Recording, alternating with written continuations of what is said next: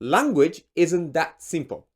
I sometimes see comments like, oh, this video was too long. Kaname sensei overcomplicates it. It's not that complicated, it's simple. For example, something like, teiru is not that complicated. It is just a progressive form of a verb. Okay, so teiru is just a progressive form of a verb. Okay. So, ローラさんは N1 に合格しています。Okay, 合格しています。Progressive form. So, Lola-san is passing the exam right now. 母は今熊本に旅行に行ってるんですよ。旅行に行っている。So, the progressive form of 行く to go is my mom is going to Kumamoto right now.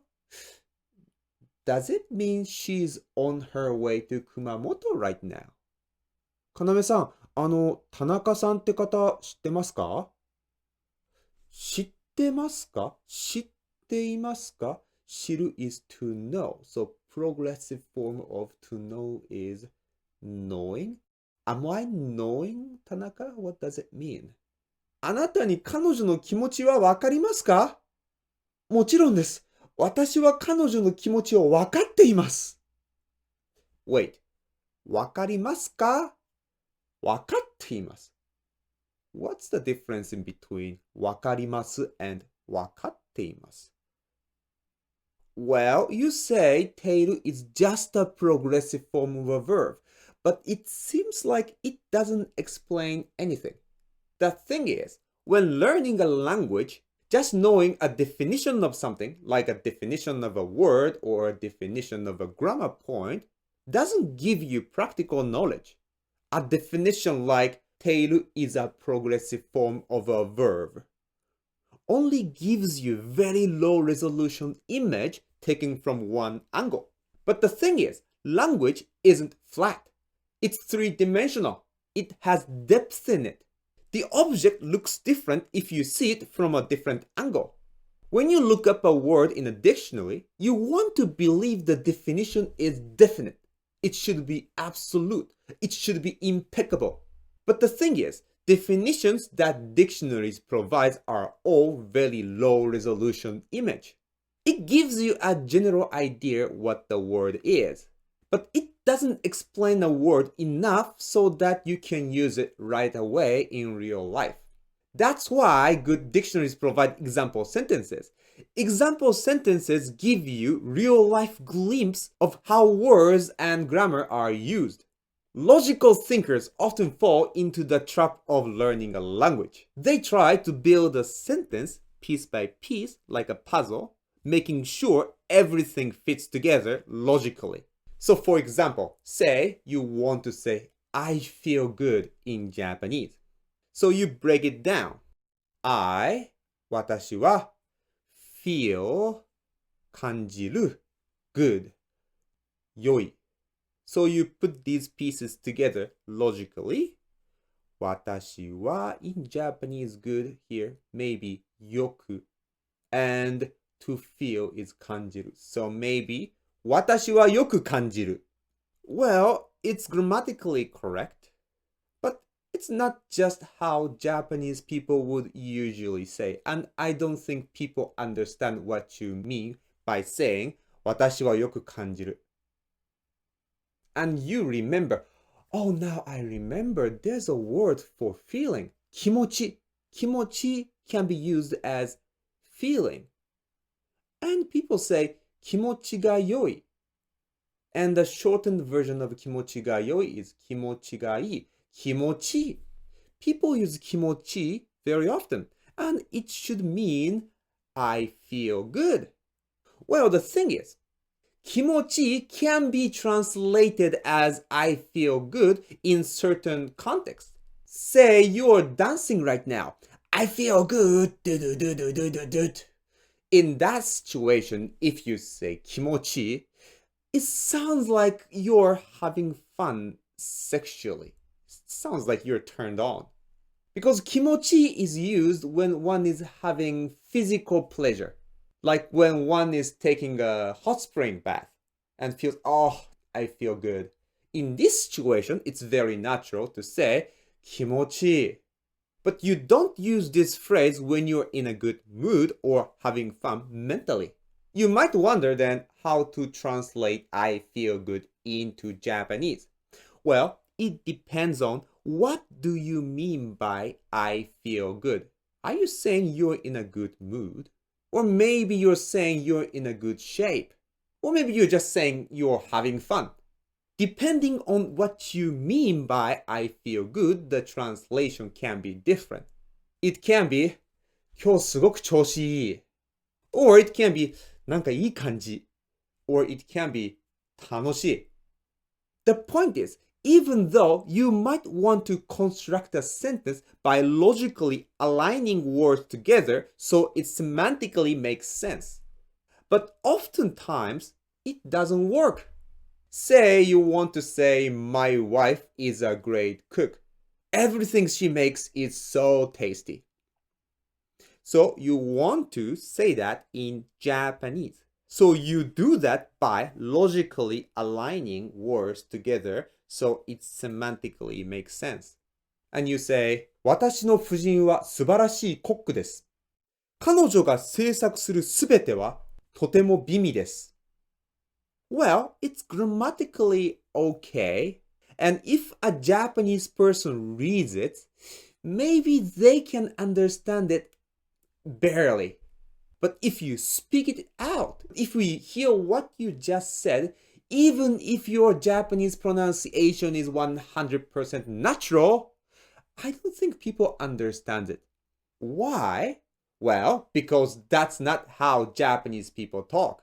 First, 夫人 is a word used to refer to someone else's wife very politely. You don't use 夫人 to talk about your own wife. And コック refers to a professional chef. And in Japanese, we don't use this word to refer to someone who can cook well. So it certainly confuses Japanese people if you use this term. And also, コック, it doesn't sound good to refer to one's wife. And 制作 is not the right word when you want to say cook. 制作 is for making art, movie, or crafts. And when you want to say to cook, you say 料理を作る. 作る is the right word in this situation. And すべて means all things or everything. But in Japanese, when referring to the number or amount of something, people typically use it as an adverb instead of just using as a noun. So instead of saying 彼女が作るすべては美味しいです。People would normally say 彼女が作る料理はすべて美味しいです。This is how Japanese people would normally speak. And bimi is rather a formal word. People don't usually use it in casual speech. So if you say これは美味です。Japanese person will be like, What did you just say? 美味です。Bimi? Ah, okay, now I understand. But like they would pause first. What is bimi? Because they don't usually use this word in casual speech. So as you can see in this example, a mere word has its depth in it. What are the nuances and how is it usually used? And in which situation do people use this word? You can't just memorize grammar rules and vocab lists and expect to speak very naturally. Learning a language is like reliving your life in a different linguistic environment.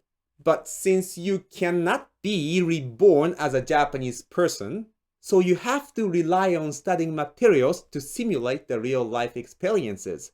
What do people say when having a meal together? How do they describe a food? How do they call waiter? If you want to be fluent in Japanese, you need to see how Japanese people speak in many different situations. And example sentences and dialogues give you a glimpse into real life situations. ねえ、ラーメン屋かなめって行ったことある？ラーメン屋かなめ？聞いたことないな。あそこのラーメンは絶対に食べた方がいいよ。めっちゃうまいから。マジで？そんなにうまいの？マジ超うまいから騙されたと思って言ってみな。By looking at this example, you can see how Japanese young males would talk when one is recommending one ramen shop to a friend. By reading and listening this example dialogue, you are experiencing a situation in Japanese language. And they are the important nutrients to build your Japanese brain. To become fluent and natural in Japanese, you need a lot of experiences. Grammar rules and word definitions cannot replace them. They're just tools you use to navigate in this unknown world so you can have more experiences. So, accumulating these experiences are the key to acquire a language. So, let me give you more experiences. なんか思うんだけどさ、英語って超難しくない？難しいとは思うけど、俺他の外国語勉強したことないからさ、特別に難しいかはわからないけどね。いや、私もないけどさ、だって英語って義務教育じゃん？っていうことはだよ、日本人はみんな勉強してるんだよ。だって小学校3年生ぐらいから英語勉強し始めて、高校卒業までだいたい10年間でしょ？ 10 年間勉強してるんだよ。なのに日本人って全然英語話せないじゃん。確かにそう言われてみたらそうだな。いや、俺の友達にね、大学で英語専攻してるやついるんだけど、あいつ4年間大学で英語を専門的に勉強してたくせに、この前バーに行った時、あいつ英語で外国人と話してたんだけど、全然英語流暢に話せてなかったよ。だってあいつ小さい頃から英会話教室とか通ってて、もう20年ぐらい英語勉強してるんじゃないかな。なのにまだペラペラ話せないんだよ。そういう人多いよ。私、英語と日本語って違いすぎると思うんだよね。なんか価値観が違うっていうか、世界観が違うっていうかさ、なんて言うんだろう。物事の考え方が違うっていうか。ああ、わかる。俺も学校で Do you mind って文系習った時意味わかんなかったもん。タバコを吸ってもいいですかって聞くとき、はい、いいですよって言うとき、ノーって言うんだよ。うん、私もそういうのを覚えてる。英語で1時45分っていうとき、クォータートゥートゥーっていうみたいなんだけど、クォータートゥートゥーって日本語で言ったら、2時の15分前っていう言い方みたいなんだけど、なんでわざわざ時間を伝えるときに引き算しなきゃいけないのって思ったもん。まあでも、英語ではそれが普通なんだよ。私たちってどうしても自分たちの言語で物事を考えちゃうじゃん？でも日本語と英語って全然違うし、だから自分たちの言葉で英語を覚えようとするとかえって混乱しちゃうんだよ。うん、俺もそう思う。日本人って英語のテストのスコアはいいみたいなんだよ。でも日本人ってあまり話せる人いないでしょ？だからきっと頭で理解するのと実際に話せるのとは違うことなんだよ。だからもう頭で考えすぎないで、素直にその表現とか吸収できればいいんだよ。日本語でも学ぶは真似ぶって言うじゃん。ちっちゃい子だって大人が言うことを真似してその言葉を覚えるんだから。だからもう英語を覚えようとするんだったら、とにかく真似ることが大事なんじゃないかな。